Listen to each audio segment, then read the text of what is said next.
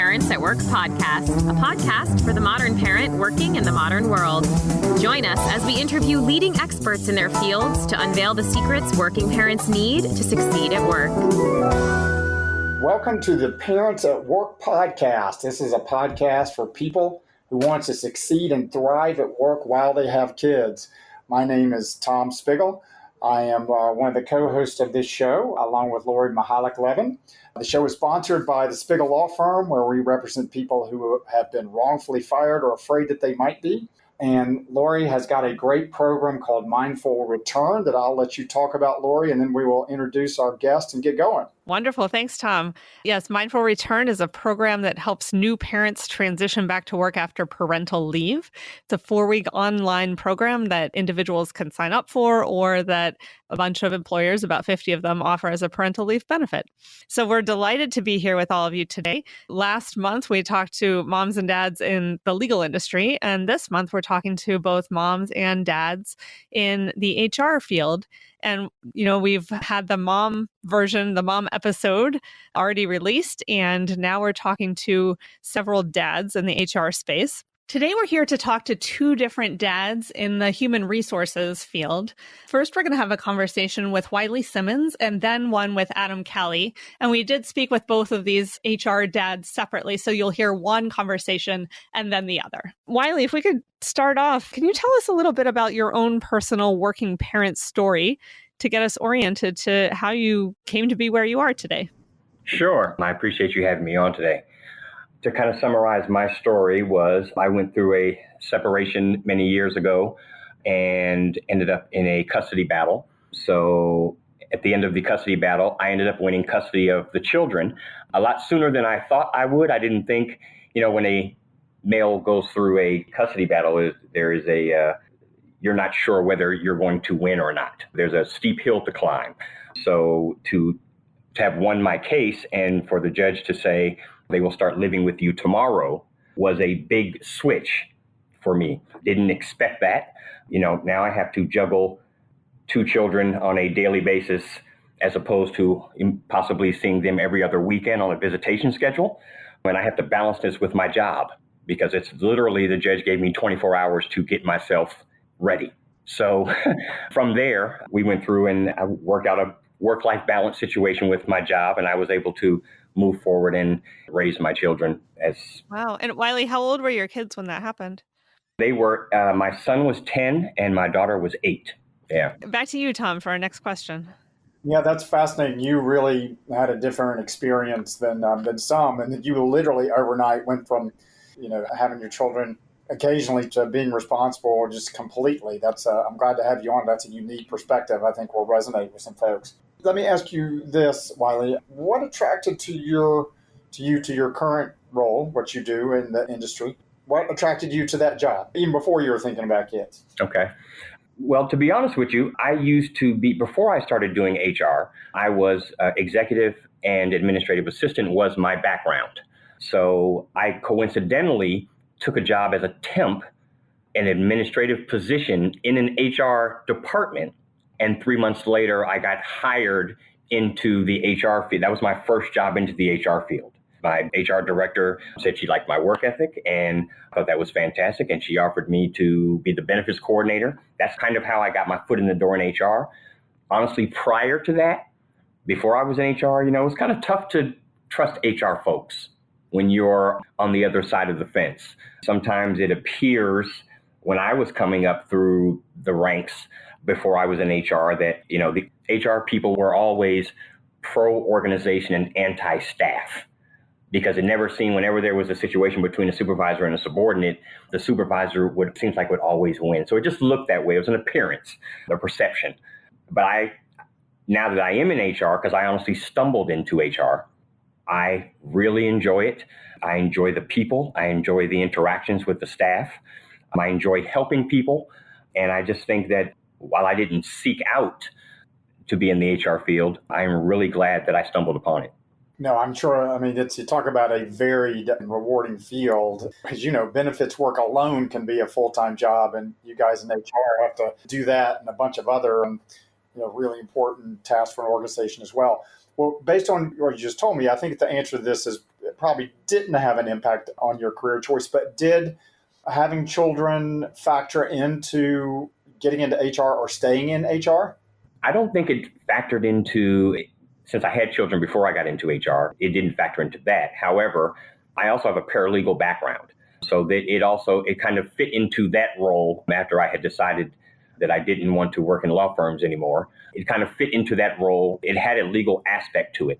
So I really enjoyed that as well as the customer service. So I don't know if having children helped me to stay in it, but I enjoy being in it. I enjoy telling them of a career field that they might not have thought of.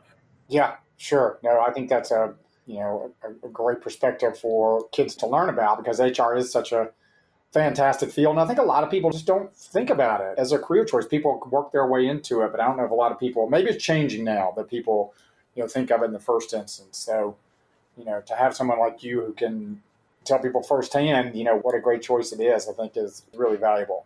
Wiley, one quick question. How old are your kids now? So my youngest daughter just graduated from high school last May. So she is 19 and my son is now 21. Great. But they're still under roof, so they might as well be.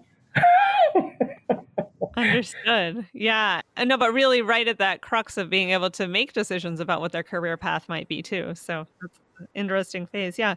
Very important years. Yeah.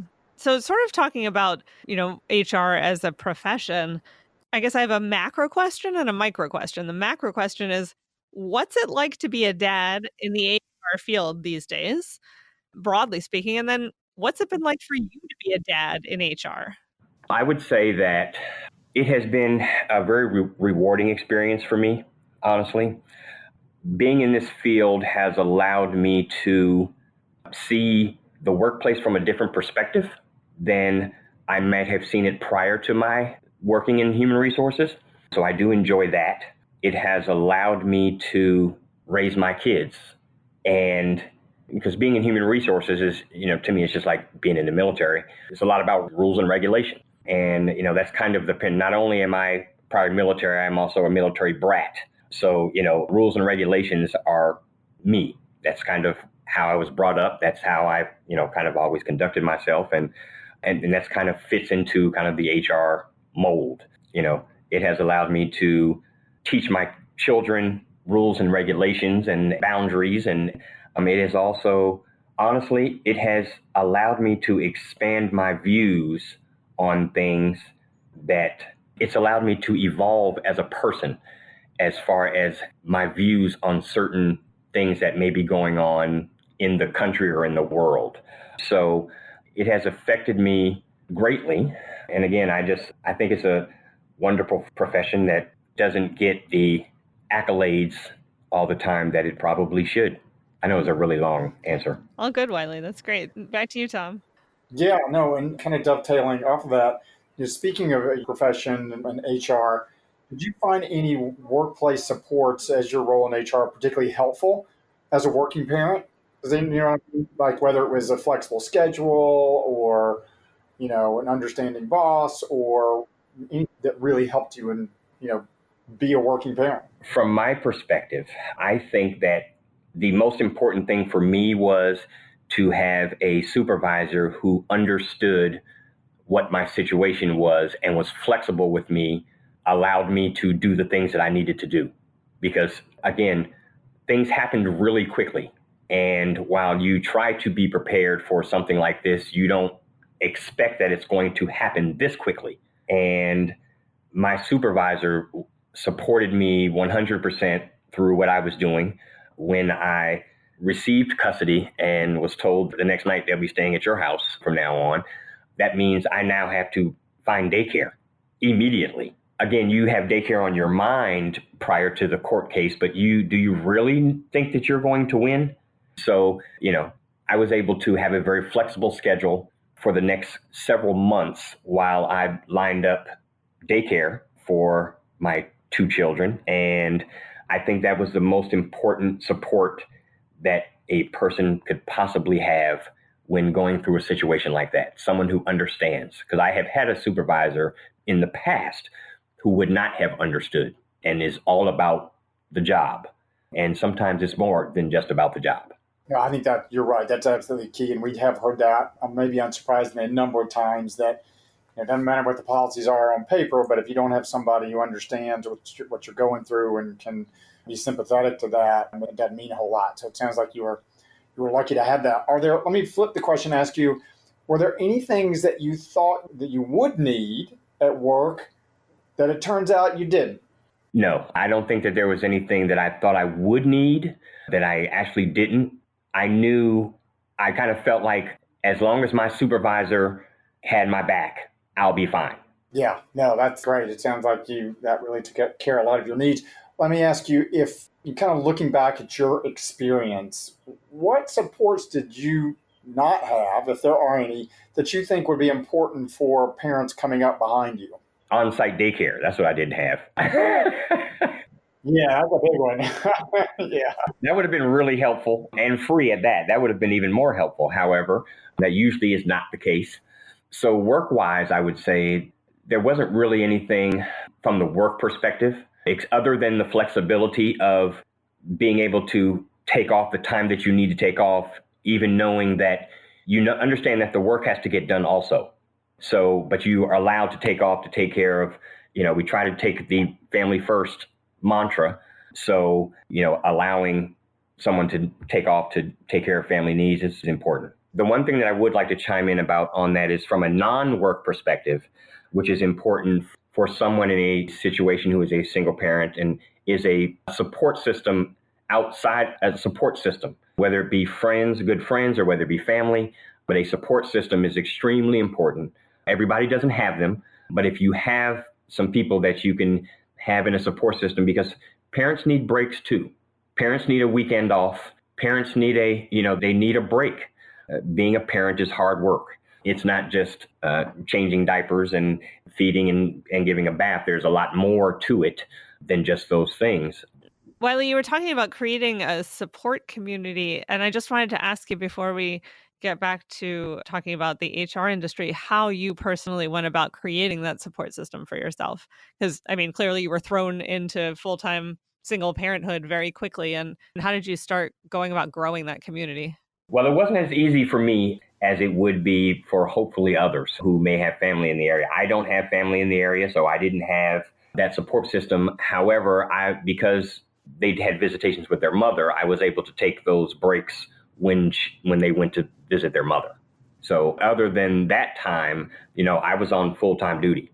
So, when you're talking about your children, there are only certain people that you will leave your children with, because are people that you trust, other people that you trust, talking about friends or family. So you want to, of course, I would go with family, family first. But of course, when it comes to children, you want to leave them with someone that you can trust. But anyone that that will give you, a couple of hours off to go to a movie or anything, just a little bit of a break every now and then, good friends or family. Again, I didn't have it as much because I may have had one or two friends who I might have trusted enough to keep my kids, but that didn't happen often. It was I just did what I had to do. Yeah, that trust piece is hard. And I feel like you're not alone in the sense of there are so many people in our country, especially today, who are living far from their families. And yeah, it's much harder to create that village than it used to be. Now, you mentioned wishing that there were on-site free childcare, which made me think we're in the wrong country, because I'm sure there are countries where they have that. But I'm wondering what changes are happening in the HR profession that are affecting working parents today. Maybe it's not free childcare, but maybe there are some other changes that are happening. Sure. I would say that, one of the biggest changes that has happened over the years is just the advancements in technology that allow people to do their work no matter where they are. And sometimes that allows you to be more flexible with schedules, with your work-life balance. I don't know of a whole lot of other things that are happening in the HR field that are, other than, mandatory leave law. DC's has the new law that's coming up. So there are states in DC that are getting on board with making sure that families who are having children or adopting are allowed paid time off in order for them to do the things that they need to do, including bonding with the child, which, should not be limited to 6 weeks or 8 weeks. So, other than those two things, I'd like to see some other things possibly come about, but those are the only two things that I know of kind of right now that are. And HR professionals must be currently tasked with learning about and implementing these new state and local laws that relate to paid leave and such, right? Okay, Tom, back to you. Okay, great. Wiley, I'm going to ask you this. What's the number one piece of advice that you would have for navigating life as a working parent? I would probably say there's nothing wrong with speaking to a therapist. There's nothing wrong with seeking professional help. We all sometimes feel overwhelmed and overburdened. I don't mean to say that in a negative way. I mean to say that in a positive way, that speaking to someone is a very good way to keep a very good balance between all of the things that you're trying to juggle as a single parent. Do not be afraid to seek professional help. I was just going to say that's profound and a great insight. I went and saw a therapist when I had young kids and was struggling at work, because I think there is this, it's changing somewhat, but certainly a myth that, we're supposed to know how to be parents instinctually, and here are these children, and, it's just normal, and you figure it out and you go to work, and I think people put a lot, I certainly did, like, what's wrong with me? Why is there so much stress? And I think it's an important and brave thing for you to say that's absolutely right. There's just, if your car's having trouble, you take it to a mechanic without even thinking about it. If you're struggling, there are people out there you can go to, to get help from. Absolutely. If I could tell a quick story real quick. So I'm putting a little bit of my business out there, but for this subject, I'm okay with it. So many years ago, when you kind of go through some things in life and you kind of feel like kind of a dark place, okay? From the HR side, we offer employee assistance programs to our staff, which is there are counselors on call 24/7, 365 days a year, the whole nine. So me being a guy, a male, alpha male, I can handle this. I can handle whatever comes my way. I'm a guy. I am man. So, and then one day was walking through the offices of my job, and I completely lost control of my emotions. And so, of course, I very quickly walked to my office and shut the door, and, what is going on here? So, mind you that 6 months earlier, I had taken the EAP brochure home, and it had been sitting on my dining room table for 6 months, but I hadn't made the call. So that day happened. I rushed to my office. That day I realized, this is bigger than you. Maybe you can't handle everything. That night I made the call, and from then on, everything kind of moved forward and went well for me. Thank you for sharing that. I think it's, there are many great things about our culture, but one of the things I think that is difficult, particularly for, a lot of people, but certainly for working parents, is, we don't have the institutional and familial support that maybe other places in the world have, or that we used to have, right? We all travel now to, for our career. We're not necessarily near family. They're not a built-in caregiver network for us. And I think we've continued on as if there is one. And that so working parents, hey, you work and you should be able to take care of your kids and sleep and do all the other things you need to do to take care of yourself. And that's just not the reality for most people. But I think a lot of folks, maybe men more than women, tend to want to think it's their fault. One of the biggest things for me, when I went to go get help, was just have somebody tell me, acknowledge that, yeah, this is really hard. What you are doing is really, really difficult. And I think I had been under the subconscious illusion that this was somehow a failing of mine, that this was hard. And my therapist was like, no, this is empirically very difficult, the thing that you're going through. Sure. And if I could just offer one more tidbit. Depression is real. And I'm hoping that, there have been instances that have happened over the past, they happen every year, pretty much every year, where people are dealing with, mental health types of issues, where they allow themselves to get caught up in dealings in the day-to-day that you're not taking care of yourself. And, you kind of sink into this dark place. So I just encourage single parents to, try to get out and enjoy yourselves. enjoy parenthood. I think parenthood is one of the best things that I have experienced as an adult.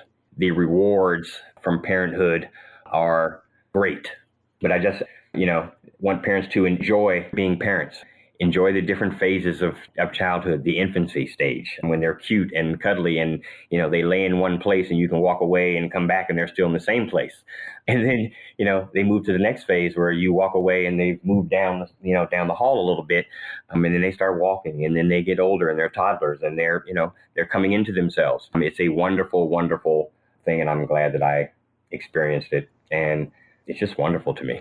Yeah, I remember talking to a friend of mine, and he had kids before I did, and he said something that really, I didn't appreciate it as much at the time, but I later came to really appreciate how profound it was. He said, a lot of people will, talk about how difficult it is having children and the challenges, and of course that's all true, and those things need to be acknowledged. But he said, and he was talking mostly about men, but I think this is true. He said, they don't tell you how deeply in love you will fall in love with your children. And I think that's an excellent point. There are, yes, it's difficult. And that's one of the reasons for having this podcast is so we can learn best practices to help with the difficulties, but also to recognize the beauty in it and take the time to appreciate that. It is cliche, but it does go fast. Absolutely. And to know that you can love someone or more than you love yourself is an amazing feeling. Yeah, I think that's right. I mean, that's almost, the enlightenment phase in a way, how you can think so completely outside of yourself, even if just for a moment, kind of escape those bonds of concern about yourself so much. Absolutely. Well, let me ask you what may be a little bit easier question. And that is are there any books that you have read that you would think are a must read for new parents or people that with, got a career in raising kids? Wow. This is where I used my resources of good fathers that I know. They were my sounding boards. They were my advice givers. They were my tribe, basically, including my dad. So I don't know of any books that, I felt some kind of way about, books that tell you how to parent. I always kind of looked at them a little side eye, like, I don't know about that one. So I just kind of take things from other people that I see that are good parents and, what kind of parent I wanted to be and, take things from bits and pieces from different people and just kind of mold into my own, trying to be the best father I can be. So no book. Yeah. Yeah. I think that's great. I mean, I think maybe the question itself, there are a lot of great books out there, but the question itself points to maybe how we are starting to look, we're not, you're talking about relying on that community knowledge, which is so important. And maybe, it'd be good to get back to some of that, because not that I was on my own by any means. I certainly had my parents, but I just, I think that's an excellent point is that in addition to books that, we have each other to learn from. Well, I'm going to ask you one final question. And if you don't have one in this category, that's fine too. But was there any one piece of technology that helped you make it as a working parent? Oh, so yes, the gift and the curse, the cell phone. I did enjoy as a parent being able to have direct contact with my child as they are at basketball practice or track practice or, or after practice or wherever they are, as opposed to, beeping them and having them call me back from a payphone or something along those lines. But I think that, honestly, I think cell phones to me, while there are all kinds of arguments about the negative things that they do, I do think that from my perspective, it was very helpful for me to be able to know not only that I have direct contact with them, but I also can track them from my phone if I need to. I know exactly where they are. Yeah, it's a very powerful tool, but double-edged as you yeah, absolutely. rightly recognize. All right. Well, very good. That was awesome. Great stuff. All right, Lori, I will turn it over to you to talk about coming up in our next episodes. Great. Thanks so much. So, Wiley, I just wanted to say, first of all, thank you so much for your vulnerability, really, and sharing your working parent experience and your experience as a single parent. And I also just wanted to say thank you for raising the parental mental health issues in the way that you did. I know there's been a lot of talk recently about maternal mental health, but I think it's just as important that we be able to talk to dads as well. So thank you for that. And I'm happy to continue on in this conversation with dads in the HR profession.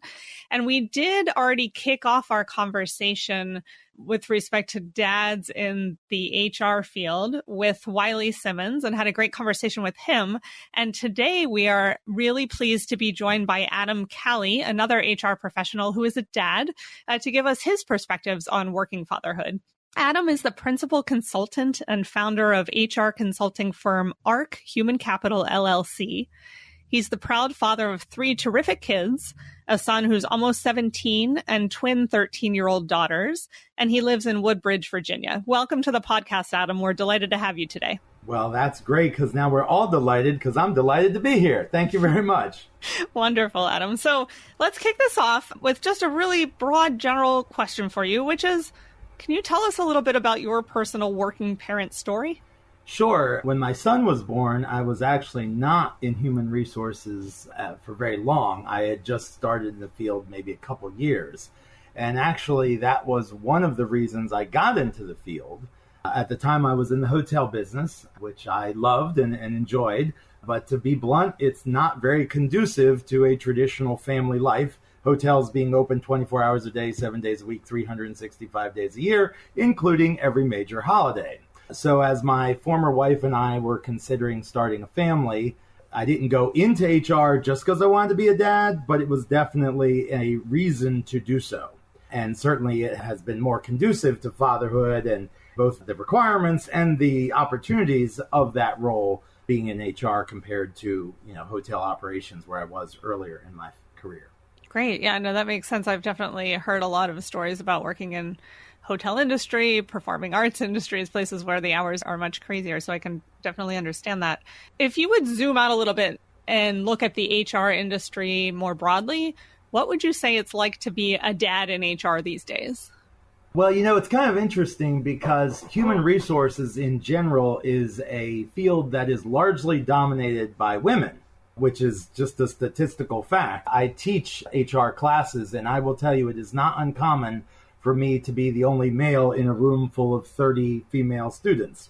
So the representation of HR dads, I would feel comfortable saying, is probably much lower than the representation of HR moms. But that said, again, it's a white-collar, traditional, for many industries. Some have less traditional hours. But overall, it's a white-collar professional field. And as a result, it's going to make certain things easier. Now, of course, certain things are also more demanding because when there's a crisis, you've got to respond. If the company has somebody who's passed away or some sort of emergency, maybe there's a fire or flooding or something, you may have to go and do what you got to go and do, regardless of whether it's little Timmy's birthday or little Susie's ballet recital, But I think that's just true of life in general. Definitely. Okay, over to you, Tom. Great. Thanks so much. I had some interesting, your perspective in the HR field and that it is so few men in the field. So I'm glad you're here to speak on that perspective, Adam. Let me ask you, as you returned to work or became a working parent, what workplace supports did you find particularly helpful? Well, it's interesting you say that because some of it was formal and some of it was informal. So on the formal side, when my son was born, which was 2002, again, he's almost 17, I took 3 weeks of FMLA leave. And I remember that was very unusual as a father to take what was considered that much time off when obviously I didn't deliver the baby. Why do I need that much time off, right? Well, of course, I knew the kid was coming, so I had been saving up my leave time. And then I chose to use it under FMLA and be off. And my then boss was very supportive of that. But legally, there was no issue because I was entitled to FMLA protection. So took the time off. It was great. A couple years later, when my daughters were born, at that time I was working in a different industry, different company, different boss. And again, I took 3 weeks off. That time, of course, I had 2 little babies to deal with. plus one already at home, a toddler at that point. And again, took 3 weeks off. Again, it was rather unusual. There were no issues because I was fortunate, again, to have the FMLA protection. But again, my boss was like, hey, if you need to telework a little to save some of your PTO time for when you return, you can do that. So some of it was, again, kind of the informal side in the relationship I had with my manager, and some of it was the formal stuff. Well, the company has XYZ policy in accordance with ABC law. And, being an HR guy, I certainly know how to follow the rules. And in this case, they were in my favor, so I utilized the benefit that was available. I'm just curious that particularly the first time that you took leave, did you get any, I'm sure people didn't directly say that to you, but some, you expressed the sentiment, why am I taking the leave? I didn't have the baby. Did you hear some of that or get some of that? Yeah, there was no animosity behind it. Nobody was saying to me, well, you need to be back after a week. You don't need more time off. I never got anything that direct or that antagonistic. But when I would tell people, oh, my wife's expecting, the baby's due, blah, blah, blah, as the conversation continued, and I said, oh, yeah, I'm taking 3 weeks off, the look on people's faces and some of the conversation, it was quite obvious that they felt that was unusual. I can't necessarily say that, men felt one way or women felt another way. I won't say that any women said, oh, that's great, you're going to be home helping with the baby. I also can't say that they didn't because, it's been over 17 years now. Right. So some of that gets forgotten as the years go by. But I distinctly recall how unusual it was.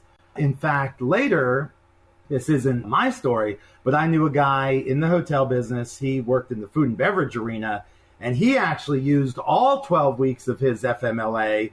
And I'll be honest, I was even surprised as an HR guy who understands FMLA and as an HR guy who took an extended, quote unquote, extended 3-week period when my own son was born, when his kid came along not long after mine, and he said he wanted the full 12, he got it and there was no adverse consequences, but it was very unusual. And again, this was probably maybe 2003-ish or so at that time. Yeah, because we are seeing it starting to change in a good way, but it's fairly recent that we've seen a lot of public support and sort of this groundswell for making sure that fathers take leave as well. I think that sentiment was very much entrenched that, hey, you didn't have the kid, why do you need to take that time off? And glad that is changing somewhat now. Did you notice a difference between the first time you took it and the second time in terms of attitude? No, I really can't say I did because that was only, about 3.5 years. However, as I sit here talking to you today, 13.5 years after my daughters were born, as I deal with my clients, they are very interested in putting some sort of a paid parental leave benefit in place. Now, I'm not going to tell you it's overly generous. It depends on the client. I have one client who gives 16 weeks of paid parental leave, male, female, same sex, none of that matters. You're a new parent, you get 16 weeks paid. You don't have to take it, but I've yet to see anybody who doesn't. I have other clients who just aren't, in a fiscal position to be able to pay that much time. Plus their business is different and client needs are different. But even them, they have introduced a week or two of paid parental leave. And, 1 or 2 weeks compared to 0, that's a lot of dollars in the pocket of the person taking the leave, right? Sure. Yeah. Glad to hear that the trend is moving that way and that you're seeing that. Were there any things that as you became a working parent, any changes in the workplace that you thought you would need, but it turns out that you did not? Well, again, having gone into a more white-collar profession, and then, as I climbed the ladder, I had a little bit more control over myself. So for me, the main thing was work schedule. I wanted to go in at 8. I wanted to leave at 5, which is still a 9-hour day. And I didn't always leave at 5. My former wife will tell you that for sure. But I was able to have regular hours enough that I could, have dinner with my family most evenings. The other thing that was of particular value for me, my former wife traveled a fair amount for work. And of course, when she was away, I was, to use a common parental leave term, the primary caregiver. So I had to drop the kids off by a certain time, and I had to pick them up by a certain time, which meant I had to leave work by a certain time, no questions asked. What that did for my employer is it made me hyper efficient and laser focused. I got to work and there was no, let's talk about the game last night and who won, who lost, who played well. No. We got to get work done. I got to walk out of here at 5 o'clock, not 5:02, not 5:05. I got to be out of here at 5 o'clock because I got to get through traffic and get to the daycare. So, of course, technology has changed things. So sometimes after the kids went to bed, I might check some emails, or I might field a phone call from the car while I'm en route to pick up the kids. So things like that, I guess you might say they were accommodations, but they were really just technology enabling me to do certain things. And it was also some schedule, I won't even say flexibility, just more rigidity, like these are my hours, and this week, that's what I'm working. Got it. As you look at, people that are coming up behind you in the workplace, were there things in the workplace that you did not have as a working parent that you think it would be helpful for new parents today to have? Well, definitely the opportunity to utilize technology again, working from home, things like that maybe I couldn't do or didn't do as much of. Maybe I could get to my emails from home, but I couldn't get to every other system, which made me marginally productive. Nowadays, people can do so much more on a remote basis. Of course, we see that because so many people just work remote full time, right? Don't even come to the office. Maybe they're not even in the state of their office. So there's that. There's also, I think, as you said a few minutes ago, an acceptance, not work-life balance, because that term is starting, I think, to fade from use, but more this work-life blending, that work and life and work, it's all just life. It's all just, I'm living, and I have to be employed. So sometimes when I'm at work, I'm dealing with things related to my husband, my wife, my parents who are elderly, my kids, whatever. And sometimes when I'm at home, I'm dealing with things that are work-related.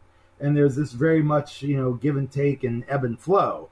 It's interesting, a modern progressive company will see that and accept it and embrace it, whereas some other companies that still have maybe more of an old school mentality, well, they think it's great for you to work on nights and weekends, but heaven forbid you take a personal call or need to come in a little late or leave a little early. Those are the companies I think that are going to go the way of the dinosaur, because if they think they're going to have their cake and eat it too, meaning that their employees will be dedicated to them when they need them and that they don't need to give on the other side, eventually they'll have issues with turnover, with poor comments on Glassdoor and on Indeed and things like that, and maybe issues with the amount of time jobs stay open, because people will be like, well, why do I want to work in a place that you're going to abuse me? I have family obligations, and those matter too. Yeah, I think that's an important point, that the marketplace itself may be driving some of the changes that they need to be more, need to see more of, and that is, workplace flexibility and dealing with all kinds of, issues that come up in life, whether it's child related or not. Absolutely. And what's interesting nowadays is, thanks to that magical, mystical thing we call the internet and social media, everybody can know what other companies are doing or not doing, as the case may be, so much easier than in the old days. Here we are, we're broadcasting live from the East Coast today, but we all hear about what kind of things are going on in the tech industry in the San Francisco Valley, or what's Google doing, or what's Apple doing. And we're not in the tech field. We're not even in that geography. One of the examples I use when I teach sometimes is how the tech industry has introduced a benefit. Many companies are always trying to come up with new benefits to be competitive, a benefit that enables women to freeze their eggs. Because when women in that tech space have their babies, quote unquote, and I'm putting air quotes around this, too early, women can get basically off track in their career, kind of put on the mommy track, as I've heard it called. And so by delaying having children until later, they can advance further in their career such that having the kids later doesn't adversely impact them as much. Well, how do you hold off on having kids when, every day you get older, I get older, your body gets older, right? Oh, well, we'll just freeze those eggs at age 26 and you can work until you're 38 and have them then. Now, I'm not a biologist. I'm not a scientist. I do not work in the tech field, Silicon Valley, etc. But that's a pretty wild and crazy benefit. it often gets some interesting looks and chatter when I share it in classes. And that's an example of where a more progressive business is taking into account what their workers have in mind from a family point of view and how it intersects with those same workers as workers in the field, in the industry. Yeah, absolutely. All right, very good. Lori, I will turn it back over to you. Yeah, I've really been listening with interest in your comments here, Adam. Egg freezing just doesn't seem strange or unusual to me. And maybe it's just, sort of the world that I've grown up in where it is a more common scientific development. I loved your reference to work-life blending. In the conversation that we had with some HR moms not too long ago, we were using words like integration and simply life, as you said. And that concept of balance is indeed going out the window. And before I turn to my next question, I was also sitting here nodding and smiling as you were talking about that hyper efficiency that you get as a brand new parent when you have the hard stop for kid pickup or whatever at the end of the day. I had this blog post I wrote called "There's No Time for Drama When You're a Working Mama." And I think it goes for all working parents. You don't have time for all the so-called potentially wasted hours spent either chatting in front of the water cooler or talking about the sports or gossiping about people or events or whatever, because you really have to be laser focused on getting your job done. So I could relate to all of that. Thank you for sharing. So my next question really is about what changes you see happening in the HR industry writ large that are having an effect on working parents. And I know you've already touched on a couple of points around 24-hour availability and technology, and you've also talked about transparency being more of the norm. Are there any other HR profession related trends that you see having an impact on working parents in the HR workforce? Trends specific to HR. Other than what I've said about, technological availability, nothing is like jumping out at me.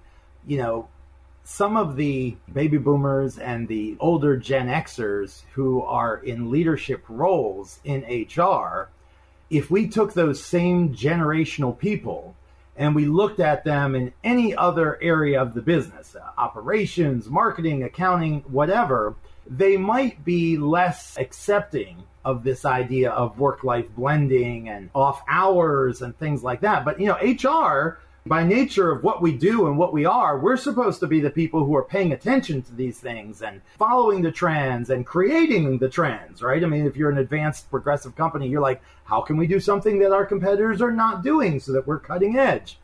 So it would be kind of like speaking out of both sides of your mouth or hypocritical if you said, oh, let's create all these great things for our staff and our company, but not use them in HR.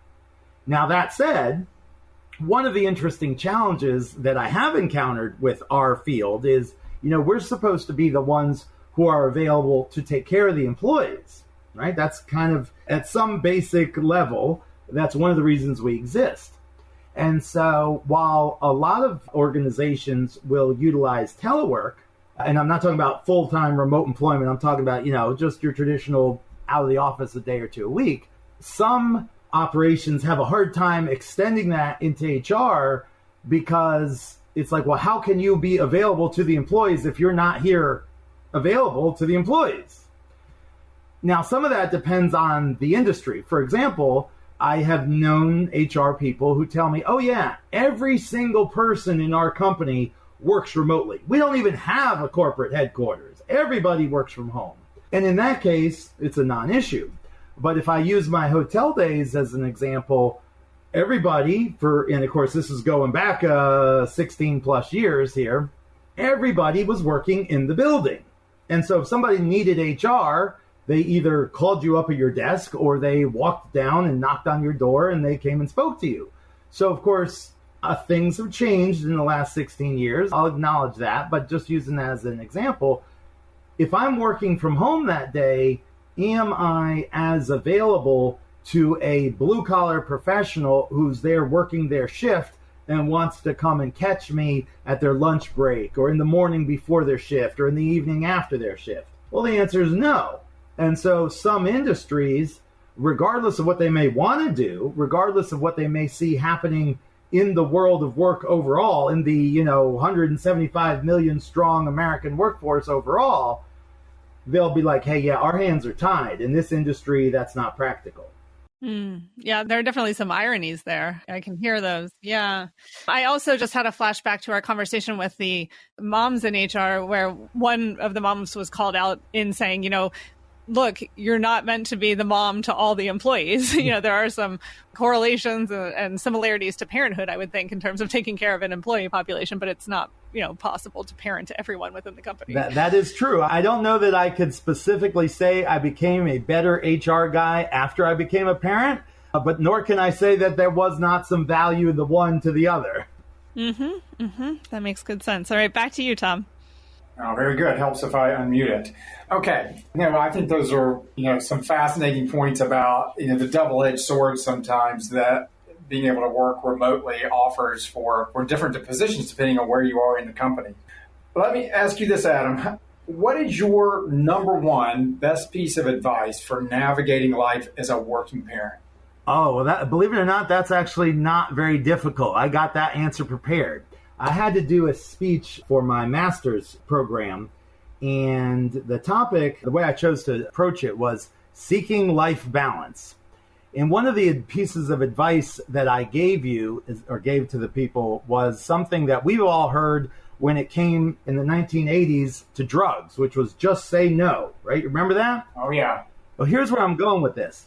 As you become engaged with your kids in stuff, and stuff could be your traditional, ballet and baseball or soccer, karate, whatever it may be, you're going to find all kinds of demands that people want to put on you. Like, oh, can you be the carpool driver? Oh, can you volunteer to lead the sale of the Girl Scout cookies and all these things? And you have to find an opportunity to make a contribution and still control your own darn life. So I'll give you an example. My son was a Cub Scout, and one year I led the fundraiser for Scouting, which at that time was selling popcorn, okay? And I said, all right, I will do this because there's a finite beginning to the program and an end to the program. There'll be a lot of work during the program, but when it's over, it's over. I will have made a contribution, and then I'll be able to move on, right? Everybody, depending on the number of kids you have, depending on how far you commute, depending on your spouse and their work-life situation, depending on how many, all these different things are going to impact how much time you have to give. And you end up with this sometimes, sort of keeping up with the Joneses thing of, oh, well, I've got to volunteer for this, and I got to lead this, and oh, the swim team needs me to help with that. And before you know it, you're supposedly making all these contributions, but you're never home to help your own family. You got to stay up till like 3 o'clock in the morning to get all this stuff done. So then you wake up the next morning grouchy. It's like, wait a minute, what happened to all this stuff that's supposed to be good for our community and our family and whatever? The other thing is, all these parents nowadays, there's an old term, the helicopter parents. We want to be around our kids all the time, and then you feel like you want your kid to be involved in a million things. Now, I'm not telling you that your kid does not find value from teams and from physical activities. I don't care if it's math club, chess club, whatever it might be, right? But when you allow your child to be overscheduled, you end up with all the commitments, and the kid never gets any downtime, and neither do you. And let me give you an example. There was a particular weekend I wanted to take my family and go do something. Here I am, good dad, spend quality time with my family. It's like, oh, no, we can't do that. We got this, and this commitment. I'm like, wait a minute. You're telling me that I want to spend time with my own damn family, and I can't do it because the family's committed to everything else but the family. Is anybody else hearing the craziness of this statement besides me? So my point is this. I'm all for involvement. There's value from it. I'm all for giving back to your community. There's value from it. But you need to know how to say no. And if you're going to say yes, you need to understand the commitment of that yes. And that commitment needs to be made with an overall understanding of everything else that's going on in your life. For example, think of the retail business, right? We all know retail is crazy at the holidays, right? So I will tell you, anybody who works in retail would be crazy to volunteer their time to do some, Christmas pageant at the school when their business is crazy at that time of year. But maybe that same person could volunteer to contribute to the spring play when it's not a big issue. So you need to understand all the moving parts, because now let me take it back to the point of view as an HR person, as a business owner. I respect that you want to commit to your community and your children, and there's value to that, and it helps you as a human being. I recognize the value of you being sort of balanced out by that stuff. But I pay you to do certain things, and your employer pays you to do certain things, and there's work that needs to be done. And so if you find yourself always needing to walk out the door right at 5 o'clock, and when we do a company happy hour and we announce it a month in advance and you can't come, eventually there are downsides to all those things. So my point is, committing to the family does not mean not committing to the work, just as committing to the work does not mean not committing to the family. And if committing to the family means these outside things, fundraisers and pageants and sports, you better be careful and understand the total value of that commitment. Because before you know it, you have committed all your time and you don't have time to just be a family anymore, which seems kind of crazy to me. No, that's a great point. It's the first time it's really come up here on the program, and that is the extent to which those kinds of activities not only can take away from your work, which can have negative effects, as you mentioned, but also your own family. And it really is something that, when you have really young children, it's not that there aren't outside obligations. There just aren't as many of them, and your time, so much of your time is spent with just basic human functions of your very small being, sleeping and waking and feeding and all the really heavy, sometimes literally heavy lifting that comes with that. But as your children get older, and as, a father with, one kid in middle school, 3 of them in elementary, I see a lot of this and have experienced it, in our own household, that these obligations, and they're not just, as you mentioned, they can be very fun. They can be very fulfilling. They're a good way to stay involved with the school community, but it can easily snowball if you are not careful and thoughtful about that, because, the joke about, it's kind of the pie eating contest that if you win, you get to eat more pie, the better you do at one of these things, for your school or whatever it is, your scout program or, I coached my son's rec soccer program for a year. The better you do at any one of these jobs, the more responsible you are, the more likely you are for get this mission creep with other things that you're asked to do. Well said. You're a victim of your own success. Yes, absolutely. So I think that's somebody who's very much feeling the pain of what you were talking about right now and the opportunity of it. I don't want to, as you did, I don't want to detract from it. It is I'm fortunate to be able to have that problem, because it does allow me to spend some special time with my kids. But you're right. Unless you pay attention to it, it is amazing how complicated, I'm sure any parent has been through this, how complicated and how stressful, planning a birthday party, planning, an outing, doing something for the school where you've got to get more than 2 people on the same page to do anything. It can be worse than work in terms of the demands on your time and the stress. So I think that's a fascinating point.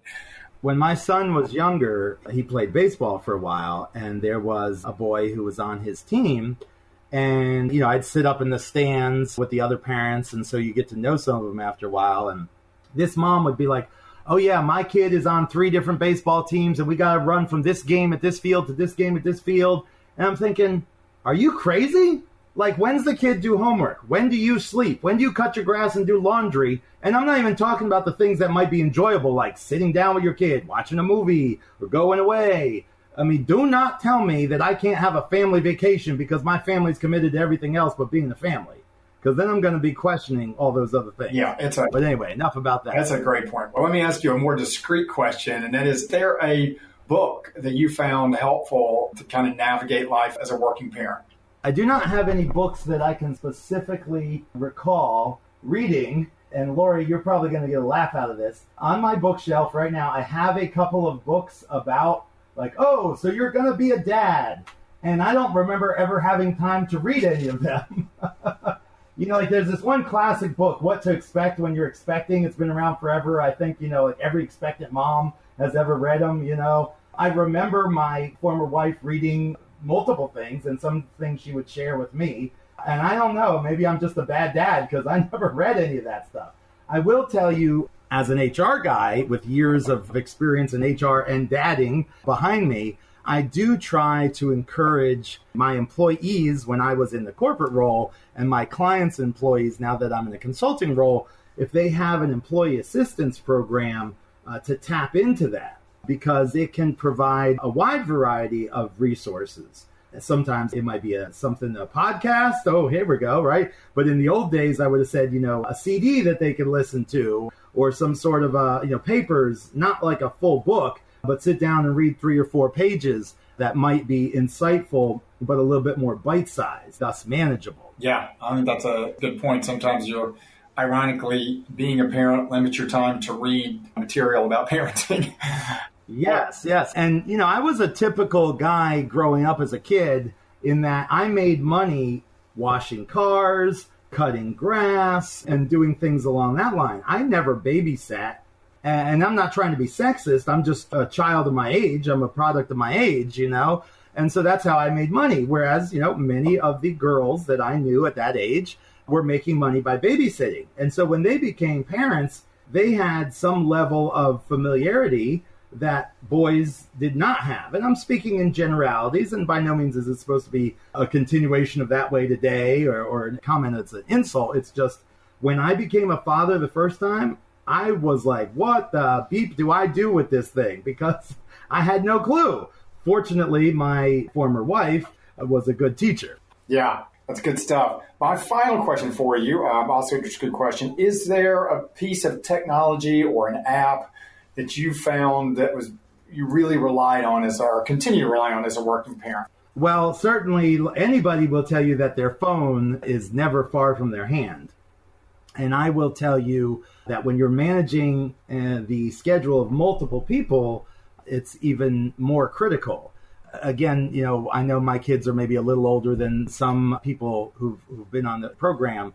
So I have to make my kids put things into their phones and their calendars so that they understand, don't schedule this and don't schedule that because we've already got something else booked. On the flip side, when they schedule something, I tell them, you need to let me know. And they have mostly learned, they're still kids, but they've mostly learned to ask first before committing, So a couple of weeks ago, my daughters, because they're same age and same grade, et cetera, they have a lot of the same friends. And so both of them were invited to 2 birthday parties in one weekend. One was a Saturday evening, the other was Sunday morning. So I had to get both of them to their respective places and had to, gifts for the birthday girls and get them wrapped up and all that kind of stuff. And so they called me and they texted me actually, and they were like, hey, Dad, I've been invited to this. Do we have any plans? Well, hold on, let me check my calendar. And of course I checked it and everything was good. I do know many parents nowadays, when their kids get to that age, which of course is very young because kids are so tech savvy nowadays, they will have a family shared calendar where everybody just gets used to looking at it and adding and deleting and moving things on it.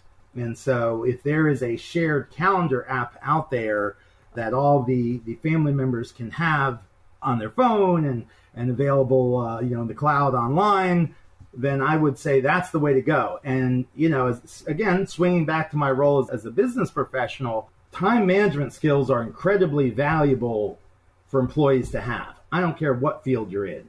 And I think that a family who operates that way, not a family who's kind of laissez-faire and casual and willy-nilly about things, but a family who operates like in a coordinated and measured way, is teaching those kids how to build the time management skills that will serve them well when they get into high school and into college and out into their career field.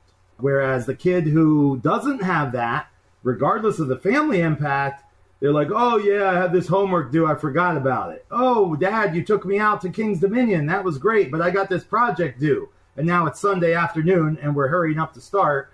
Dad didn't know he had a project, and the kid didn't think about it. And now it's like crisis mode, right? So if we can teach our children time management and get them engaged in it as members of the family, then I think we're doing a good job parenting by teaching them a skill, again, that's going to help them in their education and work life. Yeah, I think that's also so crucial, the planning of the calendar, and a good idea to include the kids. And now we have, as you mentioned, a number of different tools that allows, let's use technology for good and our phones for good. And that certainly is one of them. Well, Adam, this has been some great stuff. I really appreciated having you on the show. And now I'm going to turn it back over to Lori. Great. Thanks, Tom.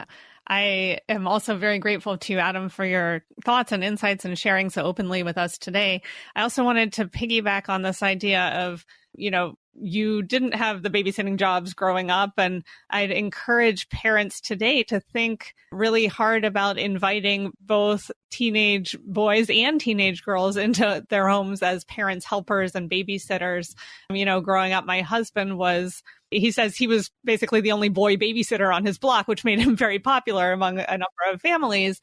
And he, being the guardian of our babysitter Rolodex, is very intentional about making sure that we have a good mix of boys and girls who are, helping out with our 6 and 8-year-old boys. And so I put a plug in for doing our part as parents to reverse those stereotypes so that when folks come up through the ropes and have their own children, we're all a little bit better prepared. So again, thank you so much to Adam and to Wiley for your really thoughtful insights on being dads in the HR profession, especially given what we know about how men are perhaps the minority underrepresented in the HR field. We're really delighted that you were able to spend some time with us. Stay tuned, everyone, for our next month's episodes. We're going to be talking to both moms and dads in the performing arts field about what it's like to navigate family and be in the performing arts. And we have some really wonderful conversations coming up there. So stay tuned for that very soon. Thanks for joining us for another episode of the Parents at Work podcast. Are you interested in learning more about our show, our hosts, or today's guest? Do you have a comment or question you'd like to share with the Parents at Work community? Then contact us at www.spigglelaw.com/podcast. We'll see you next time.